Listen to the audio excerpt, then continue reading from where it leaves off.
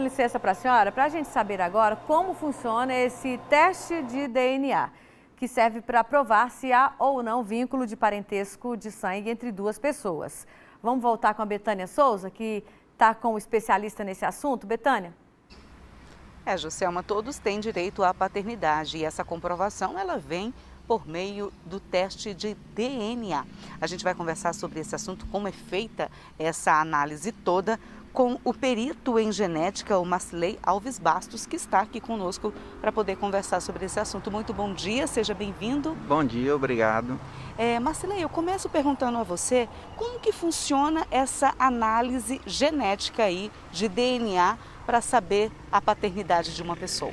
O mais comum que as pessoas conhecem é quando você tem um pai, uma mãe e um filho. E esse pai é suposto pai. Você quer saber se realmente ele é o pai da criança. O problema é quando não se tem esse pai, ou ele morreu, ou ele está em paradeiro incerto. E essa lei que foi aprovada agora, ela foi muito justa e foi muito boa para a sociedade e facilitou muito as análises genéticas. Por quê? O DNA é um método comparativo. Você precisa de duas coisas para comparar. Então você precisa de uma amostra questionada, aquilo que você está procurando, se é o pai, e você precisa das referências, que é a mãe e o filho. E não há problema algum você comparar com os parentes. Não tem esse problema. Você não precisa necessariamente do pai. Porque o DNA, você tem uma informação em dupla. O que é essa informação em dupla? Você pega metade do seu pai e metade da sua mãe. E assim sucessivamente. O seu pai pegou metade da informação do seu pai, metade da sua mãe, dos avós no caso. E assim sucessivamente, os irmãos, primos. Então qualquer um dos parentes a gente pode usar para essa comparação genética e dizer se a criança é filha ou não daquele pai. E que tipo de amostras são utilizadas para poder fazer essa comparação genética?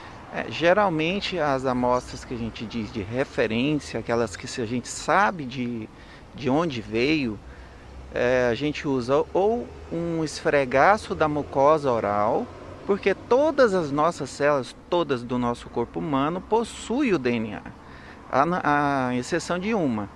Mas a célula da mucosa pode ser usada, o sangue, uma picadinha no dedo, uma gotinha de sangue e qualquer outra célula do corpo, da pele, mas o mais usual é usar métodos não invasivos, que é o da suavezinho, que é uma haste de algodão que se passa na mucosa oral e ali você vai pegar as células da mucosa oral que tem o material genético a ser comparado. O resultado desse exame de DNA, ele é bem assertivo, não deixa dúvidas. Ele não deixa dúvidas, porque a genética trabalha com probabilidade. Então, você trabalha com duas hipóteses. Qual a hipótese daquela criança ser filha daquele pai e qual a hipótese daquela criança ser filha de qualquer outro pai, qualquer da população, de qualquer outra pessoa da população.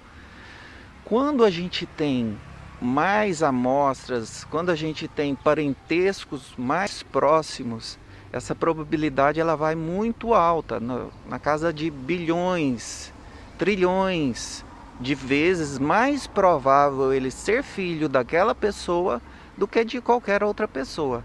Então não há dúvidas, quando você pensa na população mundial, teria que nascer 3 vezes a população da Terra para nascer duas pessoas iguais. Então não há dúvidas quanto a isso. Tá, joia, então. Muito obrigada pelas informações aqui com a gente, Marcilei. Um bom dia para você. Por nada, bom dia. Bom dia. Então tá aí, José, umas informações sobre esse teste de paternidade. Geneticamente não deixa erros, então, aí, para quem busca, né, por esse direito à paternidade, que é direito de todos, né, Selma? Isso, Betânia, obrigada.